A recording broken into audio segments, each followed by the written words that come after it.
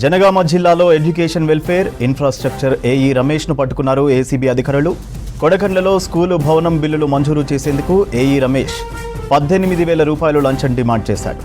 బాధితుడు యాదగిరి మొదట 10,000 ఇవ్వగా మిగిలిన 8,000 ఇవ్వనిదే బిల్లు చేయనని డిమాండ్ చేశాడు ఏఈ రమేష్. దీంతో బాధితుడు ఏసీబీ అధికారులకు కంప్లైంట్ చేశాడు. యాదగిరి నుంచి ఏఈ రమేష్ 8,000 రూపాయలు లంచం తీసుకుంటుండగా రెడ్ హ్యాండెడ్గా పట్టుకున్నామన్నారు ACB DSP Sambaiah. AE Ramesh పై కేసు నమోదు చేసి కోర్టులో పరుస్తామని చెప్పారు.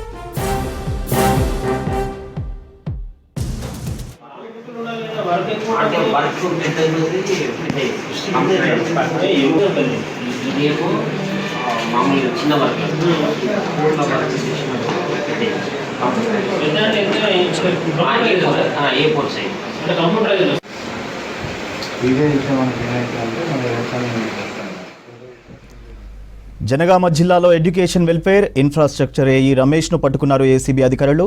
కొడకండ్లలో స్కూలు భవనం బిల్లులు మంజూరు చేసేందుకు ఏఈ రమేష్ 18,000 రూపాయలు లంచం డిమాండ్ చేశాడు. బాధితుడు యాదగిరి మొదట 10,000 ఇవ్వగా మిగిలిన 8,000 ఇవ్వనిదే బిల్లు చేయనని డిమాండ్ చేశాడు ఏఈ రమేష్. దీంతో బాధితుడు ఏసీబీ అధికారులకు కంప్లైంట్ చేశాడు. యాదగిరి నుంచి ఏఈ రమేష్ 8,000 రూపాయలు లంచం తీసుకుంటుండగా రెడ్ హ్యాండెడ్గా పట్టుకున్నామన్నారు ACB DSP Sambaiah.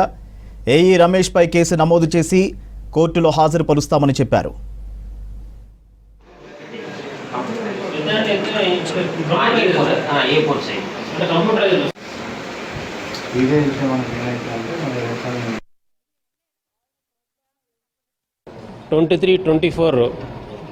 Year PM Shri పథకం కింద కొడకండ్ల జెడ్పీహెచ్ఎస్ స్కూల్లో సైన్స్ ల్యాబ్ బిల్డింగ్ కన్స్ట్రక్షన్ కొరకు సుమారు 13 లక్షల రూపాయల వ్యయంతో ఎస్టిమేషన్తో స్కూల్ కమిటీ వాళ్ళు తర్వాత హెచ్ఎం ఈ బిల్డింగ్ కన్స్ట్రక్షన్ చేయటం కొరకు అదే గ్రామానికి చెందిన ఫిర్యాదుదారునికి అగ్రిమెంట్ ద్వారా ఇవ్వడం జరిగింది.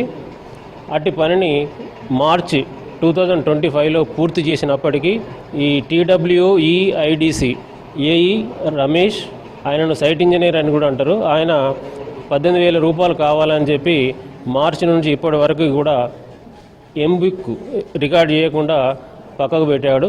అయితే వారం రోజుల క్రితం 10,000 రూపాయలు ఇచ్చి సర్దుకోమని చెప్పినప్పటికీ కూడా మిగిలిన 8,000 రూపాయలు ఇస్తేనే నేను అది ఎంబుక్ రికార్డ్ చేసి హైదరాబాద్కి ఫైల్ పంపిస్తానని చెప్పడంతో ఆయనకు లంచం డబ్బులు ఇచ్చి వర్క్ చేసుకోవడం ఇష్టం లేక హన్మకొండలో ఉన్న మా ఏసీబీ ఆఫీస్కు వచ్చి ఫిర్యాదు చేయడం జరిగింది.